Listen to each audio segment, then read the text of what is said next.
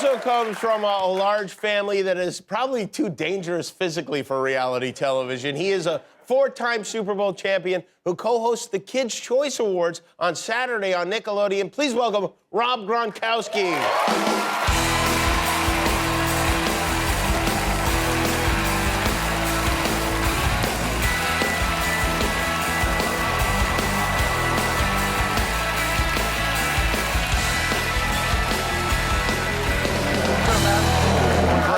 Everything all right? Yeah, everything's going well, man. Good to see you. Yes. Did you meet any of the Kardashians? Did you marry any of them backstage?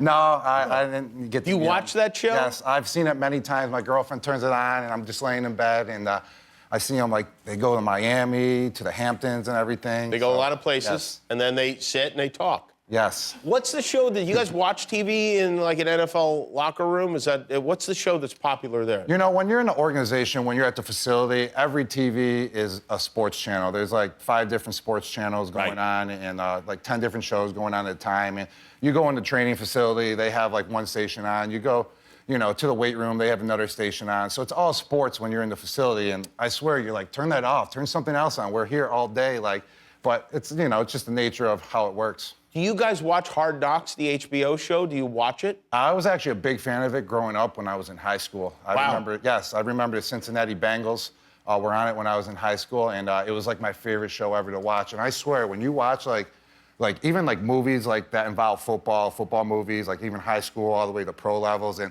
you're watching Hard Knocks, and they just make it look like these guys are just unstoppable. Like on Hard Knocks, I'm like, I can never play in the NFL. These guys are like beastly, like.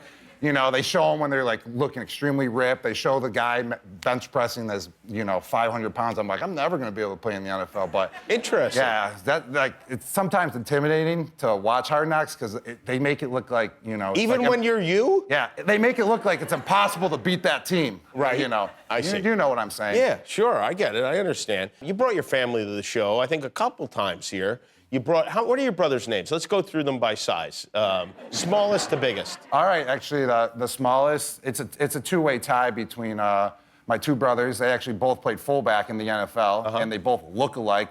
We call them twins, and they both have the same hair, too. They're both losing it, so. And they're about 6'3", and they're both stocky. And they are... Names wise? Chris and Glenn. And Glenn? Yes, they're the smallest. And then my 2 other brothers, so I have 4 brothers overall. Then the 2 other ones are about 6'6", and the one's 260, and the other one's about 230. And they are?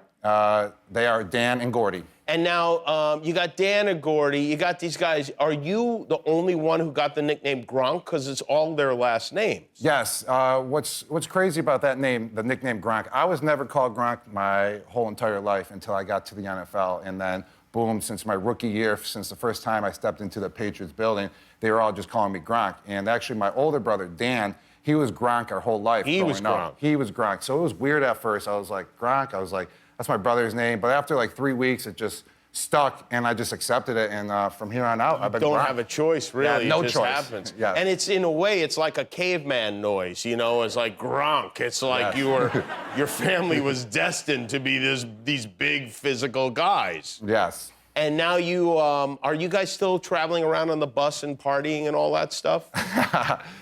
Yes, actually, yes, once in a while, when we get together, I mean, we all, you know, one brother lives in Dallas, the other's in Buffalo, one's in Boston, so we're all over the place. But whenever we get together, it's always a good time, you know. How often are you working out right now? I do about 2 or 3 times a week. 2 or 3 times a week? Yes. And what about when you're, like, really getting ready for the season? How much do you work out? Like, when you're really getting ready, I mean, I just try to prepare myself once training camps hits. That's like every single day. So, but like a typical like 2 or 3 times a week. But when you do it, like when I just do it like 2 or 3 times a week, I just go hard. Like I go full out. You know, same here. Do full body. Same here. I can tell, man. Looking good. I'm actually just trying to trick you into finding out if you're planning to play next year. Oh, or not. I see what you're doing. Yeah, but I got nowhere with it, so I figured I'd just admit it. When Tom Brady unretired, did he call you and tell you it was going to happen? He shot me a quick text, and I was like, oh, it's the day before, what's that, the free agency period where everyone starts signing everywhere. I'm like, oh, there he goes again with his tricks. So yeah, the day before free agency hits, he's unretiring, so everyone stays in Tampa. So You weren't surprised by that, were you? No, I was not surprised at all. I was actually surprised like how quick it was because I thought he was possibly going to take a year off or something like that. And then maybe come back after that. Yeah, and then maybe come back after that because he'll always have it. I believe he'll have it at least till 50 years old. I mean, I see his work ethic day in and day out, and it's second to none. Do you feel any responsibility to be in there with him, like, Batman and Robin or Starsky and Hutch or Siegfried and Roy? Peanut butter and jelly. Yes. Bread and butter. Yeah. We'll keep going. Yeah. A little bit, just because, that duel, man, it's just so hard to get that connection, especially in the NFL world. I mean, it doesn't last that long just to see someone have that connection for 11 plus years. I mean, it's definitely in the back of my mind. And it's not really like, do I want to be there? Like it's about playing the game. Like, I want to be there with the guys. Like, that's the best part, being part of the team. Right.